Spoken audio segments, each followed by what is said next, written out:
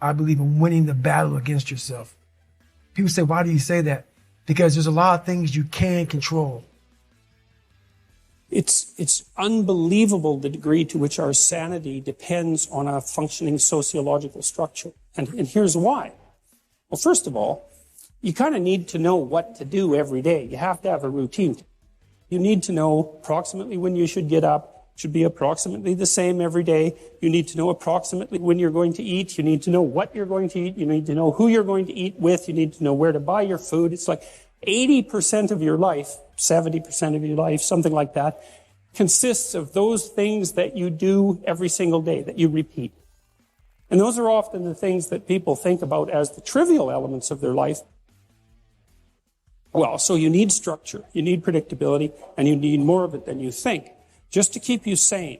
Now, if you're lucky, and maybe a bit odd, you can deviate 5% from the norm, or 10% from the norm, or something like that, carefully and cautiously, as long as the rest of you is all well-ordered in a normative manner. You might be able to get away with that, and you might be able to sustain it across time, and people might be able to tolerate you if you do it. Or maybe you'll get really lucky and you happen to be creative, but reasonably well put together, and people will actually be happy that there's something idiosyncratic and unique about you.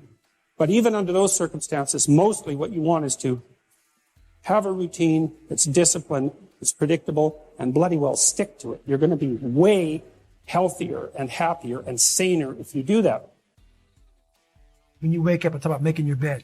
Make your bed. Make sure your house is clean. Make sure you get your breakfast. Make sure you shower, shave. Whatever you're doing, control that. Don't hit the snooze button.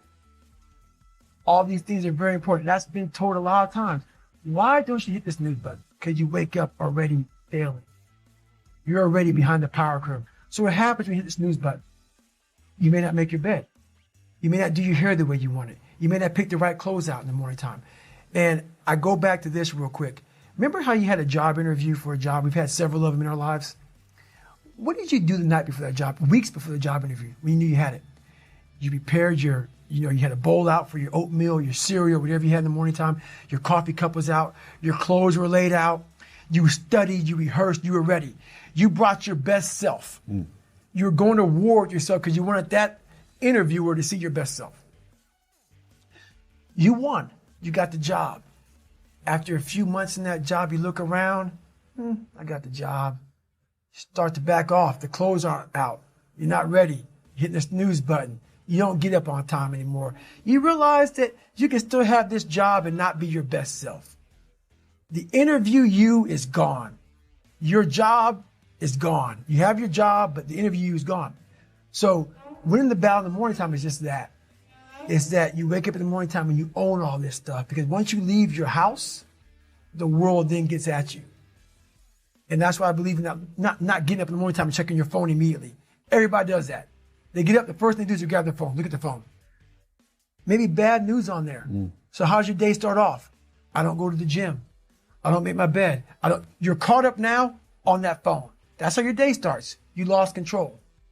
So once you win that battle in the morning time, then once you go out, now you've won. You go outside your house, you may lose your job. You may have a bad hit, but you won something. So you're going into battle having already won something. Having already won. So then if you hit the snooze button, you go out, you're just defeated already. You're behind the power curve.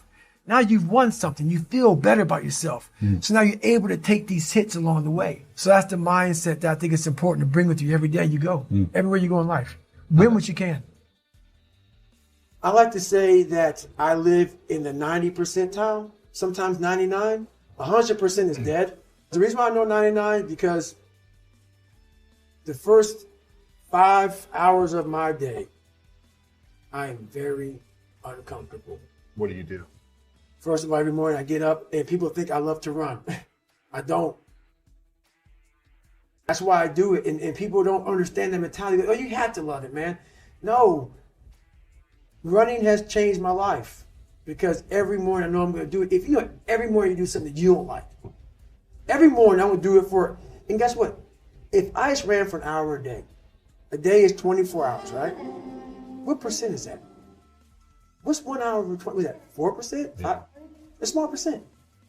But anyway, That's why I know I'm at a high level, because I'm at this, not wanting to be this, uncomfortable. I put myself in the dungeon every day, off jump, out of bed. While most people lose the battle in the morning, like once you leave your beautiful house, the war starts. Nowadays, it starts before you leave home. The phone rings, social media is up, the world's attacking you.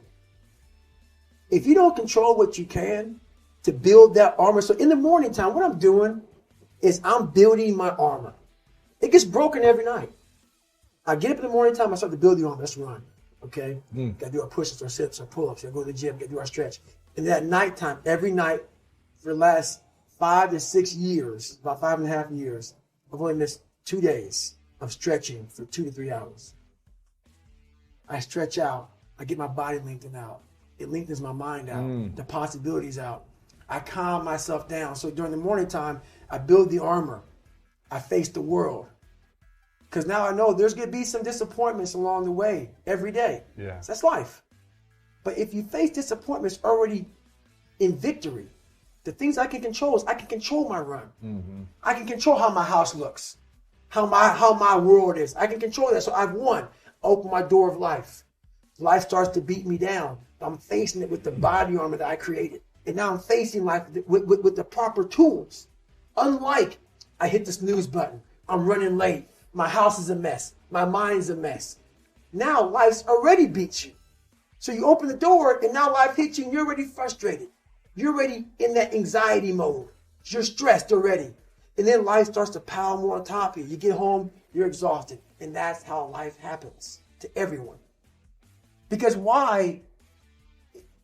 In the race of life, life's not going to give you a glass of water when you're thirsty. You have to live and win what you can and build the body armor. Start callousing the mind so you're ready for combat outside of your house. I've told people to learn to use a schedule. And people often hate schedules because they act as their own tyrants, right? They say, well, you have to do this unpleasant thing, and then here's another unpleasant thing you have to do, and then you have to do this unpleasant thing. And you do that for about 3 days, and you think, to hell with this, I'm not doing that, and you fall off the wagon. That isn't what you're supposed to do with a schedule. You're supposed to use it to design the days that you would like to have if you were taking care of yourself. And so some of that is, you wake up in the morning and you think, here's 5 things I have to do that if I don't do, my life will be worse. It's like paying bills, for example, or taking out the garbage. It's like you have to do those because otherwise things degenerate. So you got to put some of those in the schedule because otherwise tomorrow is worse than today, and that's a bad trajectory. But you also want to build in things, you've got to act in some sense like you're dealing with a relatively recalcitrant 9-year-old. It's like, well, here's some things you have to do, but here's some things that if you do, you could reward yourself with. And if you get the balance there between obligation and reward right, then you'll find that you're motivated to do the things. And that's what you want to do. You want to do that so it's sustainable across days and weeks and months. And so you got to treat yourself like a good boss would treat a valued employee, and not like a tyrant would treat a slave, because the slave will rebel. And, people say, well, I don't follow through on my plans. It's like, well, A, they're probably not very well formulated. And maybe you're doing them because of an external moral obligation or something, not really your plans, right? And B, you're acting like a tyrant and a slave. And that's a bad relationship to have with yourself.